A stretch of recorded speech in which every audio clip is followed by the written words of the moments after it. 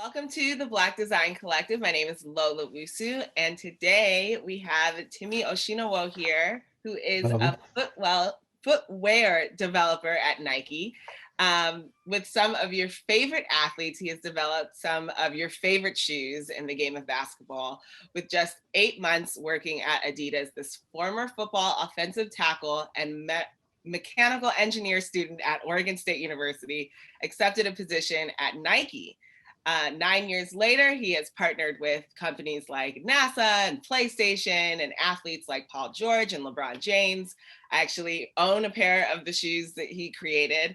And he's basically helped create shoes that have both style and function. And I'm excited because I believe you're our first footwear connoisseur in this during this talk with us. So thank you so much for joining. And just so that you all know, I've known Timi for many, many years now. Since seventh grade. Yes, I'll never forget. I'll never forget the day I met you, having a sleepover at my house. Yeah. And then meeting you and being, drunk or not drunk, but like hungover off candy from the night before. Yes. Oh, like I don't remember that. Not real drunk, just like I know. I'm just playing. I'm just playing. Kid high. But 7th grade to now, this is exciting. This is also really fun. But for the people who don't know you as long as I've known you, where are you from and where are you located right now? All right. So, I am first generation American, but I grew up in a town called Naperville, Illinois, right outside of Chicago. Mm-hmm. But right now I currently reside in Beaverton, Oregon. I only live I'm less than 10 minutes away from the Nike campus. I could ride my bike there. So that's kind of where I'm at now. I've actually been up in Oregon since I graduated high school. I went to Oregon State University and I just decided to stay out here. Wow. So you're basically in Oregon. Well, I've been in the Southern California life since a little after high school as well. So I fully understand creating the home. Yes. Okay. I know his parents. So they're basically like my uncle and auntie at this point. So just to give people a little background, our brothers played football together when they were in college, and the football family becomes your family, especially fellow Nigerian American football family. So growing up with Timi, it was like another brother to me, like a cousin. Here we are. So now, just so other people know, you're first generation. Your parents are physicists. Your mother was working in tech, and your dad was a physicist. But how did your interest in shoes come about? That, like, what is that trajectory? Where did that come from? Man, it's actually a pretty cool story. So, like you mentioned, like my dad is a physicist. He works at a particle accelerator called Fermilab. He's been doing that for the last 20 plus years. That's the reason why I moved to Illinois in the first place. My mom worked in tech, so she worked in information technology. She was like a manager at a school. And so also like I have like uncles. I have an Uncle Kalade Oshinowo, who's an artist. I have uncles who are doctors. Like my sister's a doctor. My brother was an electrical engineering major. But we were all jocks, at least in my immediate family. We all love sports. I remember that, like, I grew up as early as I can remember, we were always playing sports. I remember all three of us having soccer games on the same day. And, but it was interesting, like the interest in footwear actually came my freshman year of high school. And so at this point in time in my life, I'd wear one pair of shoes for the entire year, right? My parents weren't too big on basketball shoes. I wasn't a guy who got Jordans because honestly, like how many Nigerian parents would let their kids buy $200 pair of shoes on the hottest drop? They had to wait in line for hours to get them. Like that ain't happening. That ain't happening, right? So like, I remember, so freshman year, everyone's getting these basketball shoes. It was the Nike Shox Limitless. I think this was back in 2003. And I remember everyone was getting them. I'm like, Dad, I need these pairs. And my dad's like, yo, Timmy, these are $170. This ain't it. Find something else. I was like, all right, fine. So I remember looking online on eastbay.com and I found these pair of Pumas that were in my school colors, right? Okay. And I was like, I'm sad, but I'm glad I'm getting a new pair of shoes because it's like, Right. hey, it's a new pair of shoes. And then I remember I got home from school, and I saw this box, and it's a navy blue and lime green box, and I think I'm not sure if it was the footwear, the basketball brand at the time, or the Shocks Yeah, technology box, but my dad got me the shoes that I wanted. that's amazing. He surprised me with those shoes. And it was kind of interesting because at that time I was going through a huge growth spurt. Like I'm 6'6", Yeah. and I had really bad foot pain. And I remember wearing these shoes and I had this feeling that this shoe was making me feel better. It was making me jump higher, right? It was dampening the forces as I was jumping and as I was landing.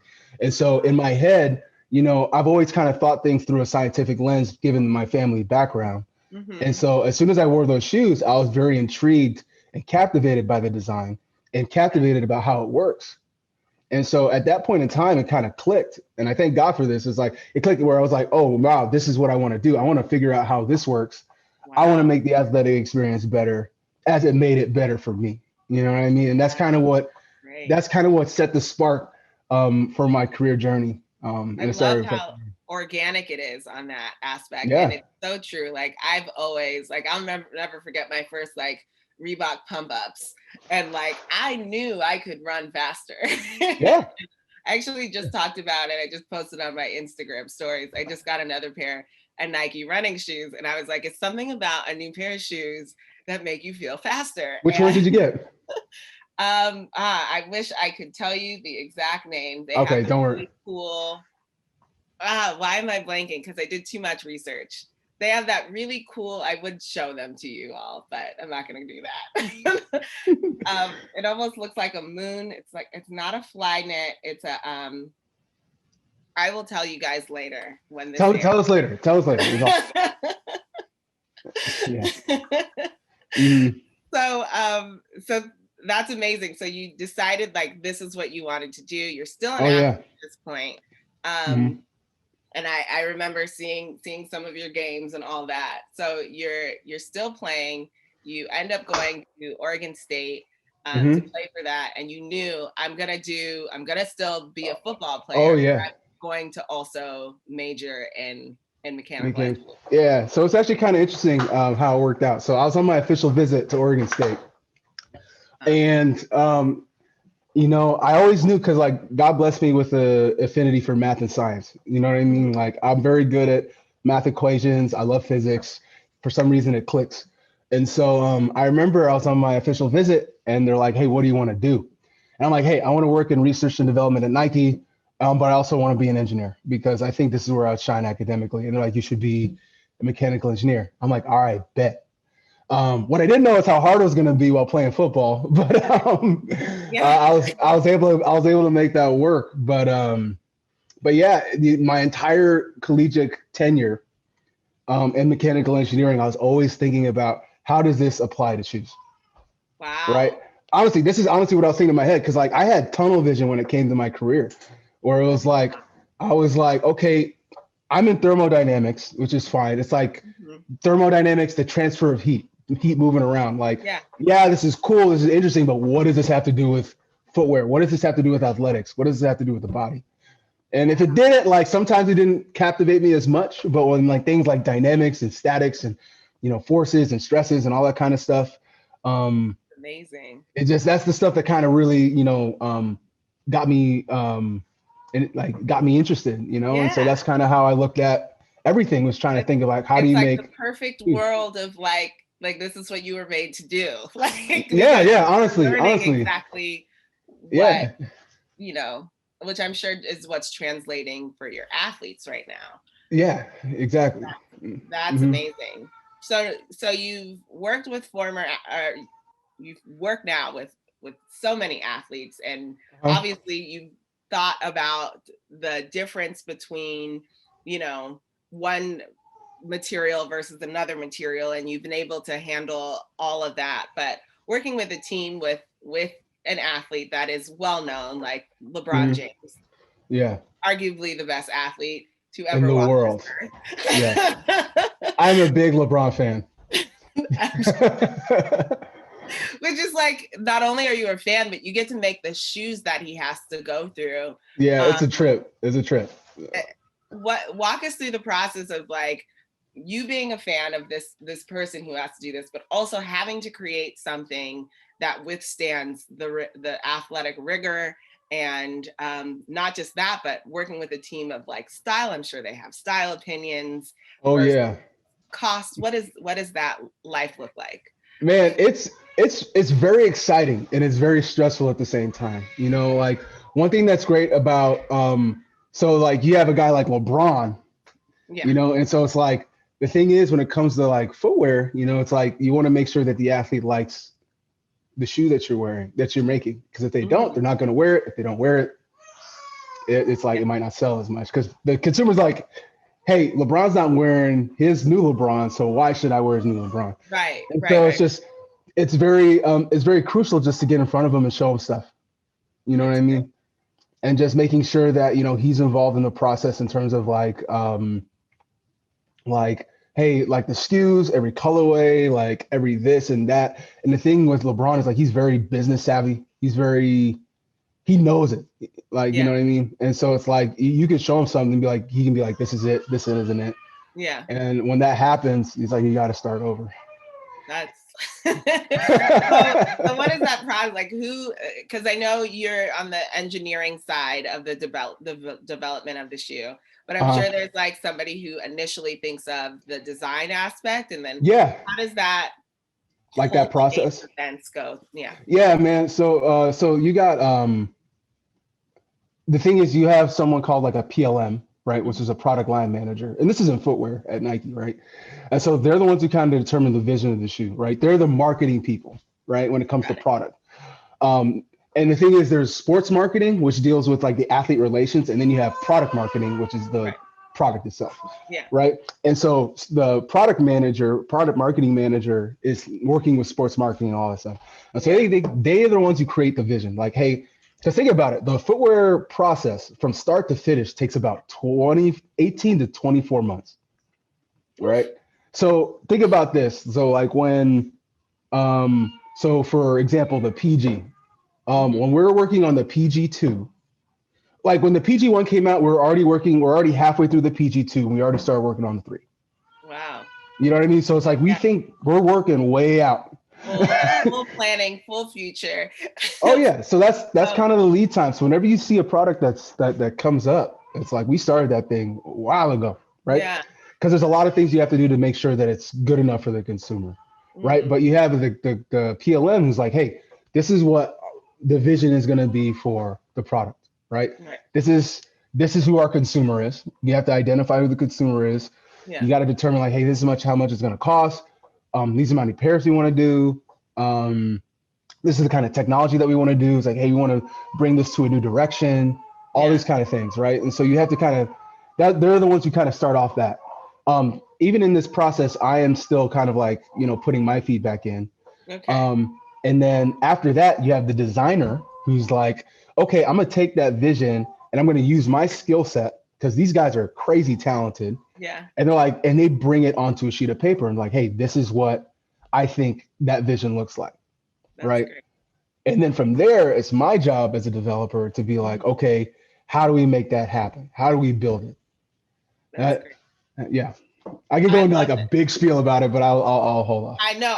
So I've had the pleasure of seeing what you do in person in the Nike HQ, and I think just everything about the team that creates just a one singular shoe, and if it works, and even before if it works, it's like one single shoe that like then has to go through this vetting process, this pricing processes, all these processes. I just thought it was so interesting, and which is why I really wanted you on here. It's just, it was an avenue that I had never really fully dove into in terms of like what my shoes, and I'm a former athlete as well, and how I really cared about the sleek lines, but I Mm-hmm. also really equally cared if like this was going to fall apart or help me perform better. Mm-hmm. So it's just so interesting that you get to do that and be a part of that process. So Mm-hmm. with that, you have to collaborate with so many people and Uh-huh. visions and functionality. What is your philosophy with communicating with different, personalities? And I know you just had the babies, so I know. That's just like, hey baby, hey Amelia, you wanna can you show off the baby real quick? Sort of. Oh, hey baby. Maybe. maybe not. It's fine. Oh, she's like, oh, she's right there. Oh, poor Aw. thing. I can't, there we go. All right. All right. Love it. Sorry for the interruption. It's fine. Life, we get it fully Yeah. 100%, especially during COVID. But if Oh anything, man. we love to see the life. Yeah. Yeah. Sorry. So, speaking of which, with not only dealing with kids and personalities in that way, but also with Yeah. in business with personalities, what's your philosophy on communicating with different visions and getting what out into the world as well? When it comes to collaborating with other people's, right? And so Yeah. like as a developer, like it's Mhm. kind of your job to manage the project to make sure it keeps going, right? Yeah. So like even like if something's like, okay, we don't know what the athlete might think, you still have to make sure that it's delivered on time. Yeah. You know what I mean? And that's part of my job too. And so it's like, how do you communicate these things? How do you make everybody happy? Which is always Yeah. a very hard thing to do, right? But it's just over communication, right? It's Got like if a designer wants something on a shoe, that's going to be very difficult to do. You have to be able to communicate it to them it. with Yeah. excruciating detail because they want to know, like, hey, I really want this in the shoe. You got to prove it to me that we can't do it, or you have to tell me without a doubt that you can't do it because they're going to push. And I think that's what makes the product so good is because Yeah. if design didn't push, we'd be giving you guys bricks every year. You know what I Yeah. mean? If an engineer were to make it, sometimes if engineers make a car, they might make just a box that runs great. You know, you're So, like, this box will do great. like, you know what I mean? That's fantastic. I love the over communication aspect Mm-hmm. of it. And it's something that, like, especially with production, it and from a designer standpoint, even like you almost feel like it's too detailed a lot of the times, especially as a creative. But once you get into the manufacturing process, you realize Mm-hmm. the more detailed, like if I leave out any bits of room for error, then Yeah. error will probably most likely happen. Absolutely, too, because you got to think about it too. Like with a lot of footwear, a lot of the stuff is, sampled and developed in Asia, Mm-hmm. right? And so they're the ones who are making the samples. They're the ones who are going to be doing a lot of that work. And so like you have to make sure that you're as detailed as possible Right. with them. And so just to make sure that they know exactly the right lines, the exact right heights. Yeah. Like when we get revisions from designers, we got to make sure everything is to the millimeter so it's made the right way. Wow. That is amazing that you get to do this. I don't envy you in a lot of ways. Yeah.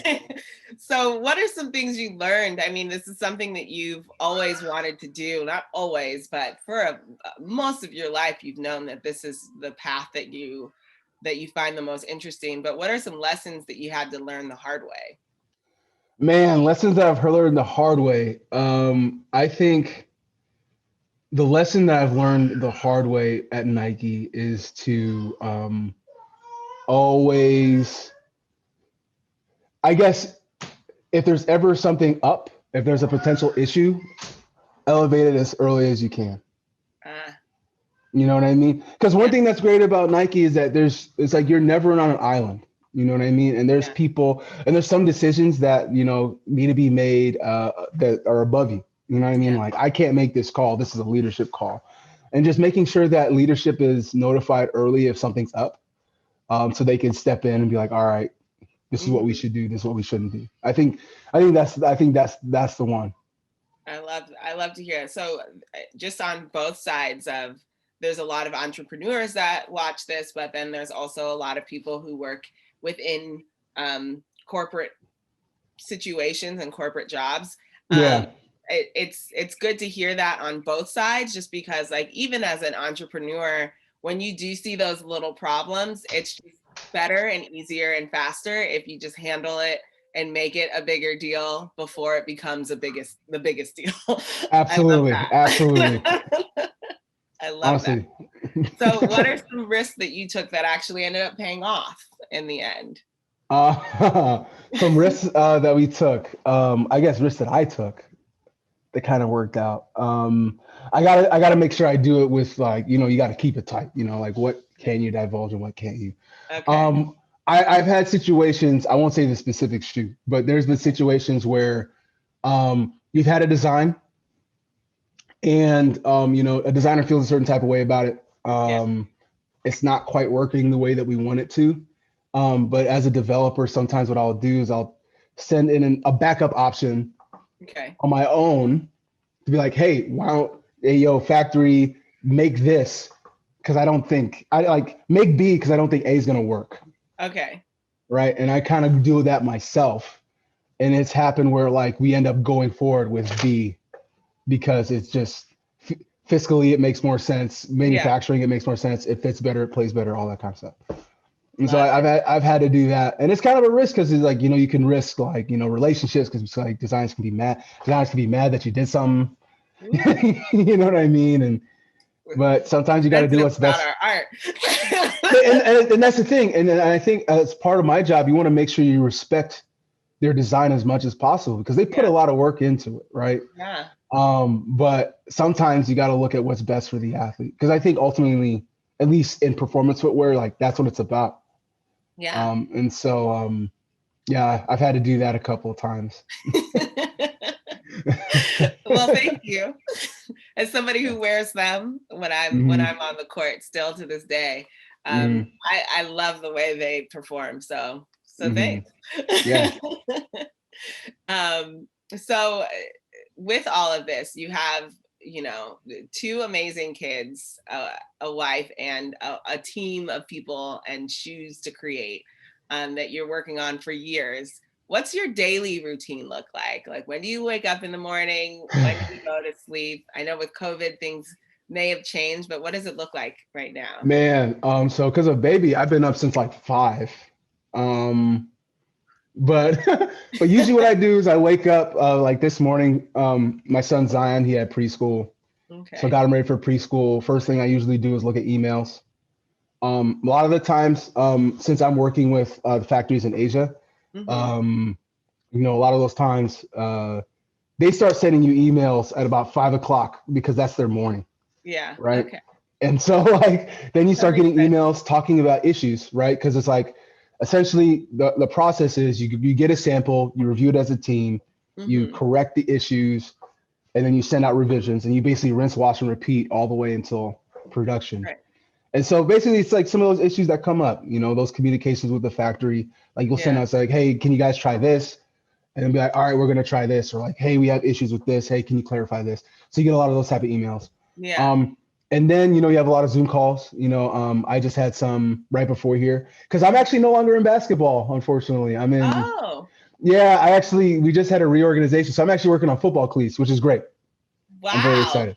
Yeah. The whole other full circle moment for you. Yeah, it is. Honestly, it really is. I'm excited. But yeah, so I'm working on cleats. So we're talking about these cleats and what we want to do with them. Okay. You know what I mean? And then, you have the Zoom meetings. Every once in a while, like we'll have video conferences, VCs with the factories in Asia. Usually they're at their morning. So our like 5 o'clock our time, just to talk because like a lot of context is lost in just emails. Oh, yeah. Like when you're looking at somebody, you can get so much more done. And so sometimes you do that bi-weekly. Sometimes take a break for lunch. When we're on campus, usually during lunchtime, I'll go lace it up and I'll play basketball with some people. Okay. Play some pickup. That's fun. Oh yeah, absolutely. Like Nike campus is like Nike living is great. Like it's great. They actually like Disneyland. Yeah, honestly, I remember one time I remember one time, like I was in this meeting and like, I'm pretty sure I didn't need to be there. And like my part was done. And I like leaned over to my boss. I'm like, hey boss, I don't really need to be here anymore. Can I go play basketball? He's like, yeah, go ahead. I'm like, all right. so you go, Wild. yeah. And this is like during the workday. And then you just go, you hoop for an hour and a half, come back. And so it's just, I just love that vibe. And so, Wow. but yeah, I do that. Just do the emails, do the work. Usually in the afternoon, I like taking my son to the park. He's still got to get all the wiggles out, Yeah. And so, yeah. And so like COVID's actually been nice because I just get to see my family a lot more. That's great. Within reason. One of the upsides, I won't say it's nice, but like I fully understand the nuance. yeah. It's like one of the benefits is I get to be with my family more. Yes. And so, but yeah. I love that. So definitely figuring out a way to somewhat balance the work and the family life, which is great. What are some practical tools and tech or books or practices that you use to help yourself improve? Man, I don't have a book with me. Actually, I do, but it was a book that I read called Overwhelmed. There's one point in my life where I was like super stressed out. Okay. And it was actually, but there's one thing. There's actually this one story that I had with this guy. This is an OG guy at Nike. Okay. I met him randomly in the lunch line, and then I remember I was walking to my car and I ran into this dude. He's like, "How you doing, man?" It's like, "Man, I feel like there's not enough hours in the day to do what I need to do." And he's like, "Hey, dude, listen." He's like, you cannot stress over things you have no control over. Right? Yeah. And I was just like, oh, snap. He's like, bro, like you have no control of the weather. Don't stress about it.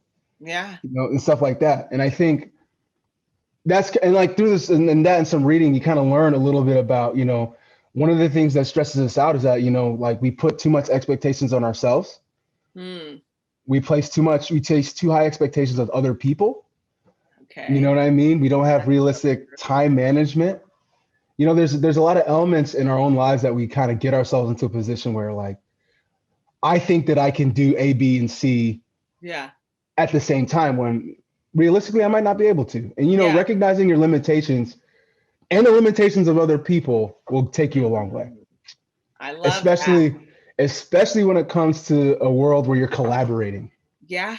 And everyone has a different job because they're all going through the same thing. Exactly. You know what I mean? And so, yeah. I love that. Managing not only your expectations, but the expectations you have from others. That's really great. So, and the book name is?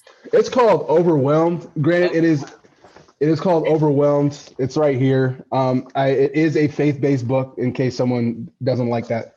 But it is something that helped me out a little bit and just. I love it. I will for sure be putting that on my Audible today. Yeah. And so with all of that, and I love the aspects of it, and you taking control of what you can control, at least.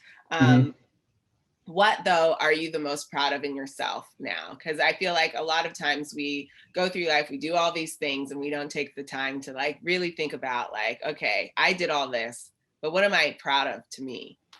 Man, I'm proud that I was able to have a dream and then I saw it through. That's you know good. What I mean? It was like, I think that's something that's crazy because I just remember even now, like I've been at Nike for 9 years. I've been in the footwear industry for about 10. Right. And I remember in high school, here's the thing that blew my mind, right? Yeah. So I remember the guys who designed like the KD and the LeBron, Jason Preach, who designs LeBron, Leo Chang designed the KDs all the way up to the 13. Wow. And I remember when I was younger, when I was in like a freshman in college and when I was like, senior in high school, I remember seeing them in videos talking about the product that they're working on. Talk about the new KD, talk about the new LeBron. And then now, like this year, or like since I've been in basketball, I've been able to work with both of them. That's so amazing. Both of those designers have been able to develop product for both of them. You know what I mean? And so it's like, that blows my mind that I for was the able to. company of the shoe that made you get into this. Like that, Yeah, it's it's so crazy. amazing that you really saw it and you thought that it was a possibility and you made it a possibility. That's Yeah, a blessing, and yeah, you should be proud of yourself for that. yeah. Like I Yeah. did it. You know what I mean? Like mama, I made it. You know what I mean? Like the craziest one is it was like we went to PG's house to talk about his product. Yeah. Like that was when I was just like, all right, man, I did it. I was like texting my friend, I'm like, oh my gosh, I'm in his house. I love it. I love Just it. how we were all talking about his shoes. That's so great, and so fun to see. In general, what would you say you're the most proud of in people and the community that you're surrounded by? Man, one thing I'm so proud of is that the people that I work with, man, they are so talented. Yeah. You know what I mean? Like I could tell that when I'm working with these guys, I know I'm working with the best in the world. Yeah. When it comes to design, when it comes to people in marketing, you have people who have so many great experiences and like they're just so talented in what they do. And it's very humbling for me to be working with them. You know what I mean? Because I'm like, wow, like yeah, you're really good and you're very accomplished. I get to work with you on stuff, you know what I mean? And so yeah, it's like that's kind of the thing. I'm just very proud of all the people that I work with because they put so much work into it. And to see everyone come together and just make a product that people love is just amazing. I love to hear that. That's Yeah. really great. So I've been asking this question for a couple months now, and to me, it's like my most like I love to hear the responses. But this is the first time I'm asking somebody who makes shoes. So this is I'm excited, but not too much pressure. But if you were a shoe, which shoe would you be and why? Man, if I was a shoe, oh my goodness, which shoe would I be and why? Yeah. Whew, that's a tough one because I'm gonna just base it off my personal experience. Yeah. And you want to be a shoe that like you can. I don't know, man. I'm just thinking. Take your time, because I'm sure this is for everyone else. I don't think it's been as hard as you know so much about shoes. Yeah, I know. It's just like because it's like you think about. It's like what could you wear at any moment and it'd be okay. Like if like God forbid, like if like the zombie apocalypse popped off and you need to sprint. Am I wearing the shoe that's gonna work in every situation for me? You know, like, that's like I don't know. I'm weird, but that's like the first thing I thought about. I'm like, okay, if like so stuff went down and like I had to run into my house and grab one pair of shoes that's gonna like last me a while, what would it be? Man, honestly, has ever likened the zombie apocalypse with the shoe. I don't know. I was just thinking. I'm thinking about utility here, man. I'm thinking about like does it check all the boxes? I think one shoe that works, Kobe Protro 5. It's super comfortable. It's stylish. It's lightweight. It has good stability. You can use it for. You can do it for any. You can use it for anything. That's great. That's kind of what I think about it. Okay, I love it. I love hearing this. It's super weird, but yeah, that's kind of what I was thinking. It's perfect, is what it is. Like that makes sense. And your explanation of it also makes sense. So thank you for that. I love it. I love it. And you did not disappoint, just so you know. Word. I'm good. I'm glad. I obviously could talk to you much longer. I feel like we need to catch up, but this is the conclusion of our chat. Word. Where can people find you if they want to learn more? I'm just happy that we were able to shine a light on an industry that we as fashion designers don't often get to see an insight on. But where can people find you? Man, you could find me on Instagram. My what is it? My tag or whatever you call it. It's Timi _O. So I am Timi O. You can see my Instagram. You can see it's basically pictures of my children. If you want to see my beautiful children, kids. Oh, they're cutest so cute. kids in the world. If you want to see them, but yeah, that's where you can catch me. If you want to, Thank you. Some so of my much. work is up there too. So Yeah. Awesome. And we love seeing your work and where you progress. And I can't wait to see these cleats that come out. Oh yeah. Might have to cop me a pair for when Hmm. I'm, playing kickball. When you, Uh, yeah, I was like, yeah, man. no. When I'm playing flag football, when the You world about opens to, up you again. route somebody up? You're gonna route somebody up? I bet you can do that. I've been known on a field or two. I didn't end up playing in college or anything, but Run those crispy routes. There you go. Well, thank you so much for joining us here today. I really enjoyed this conversation, and I hope that you enjoy your day, and Yeah. looking forward to seeing the rest. Thank you. Thank you.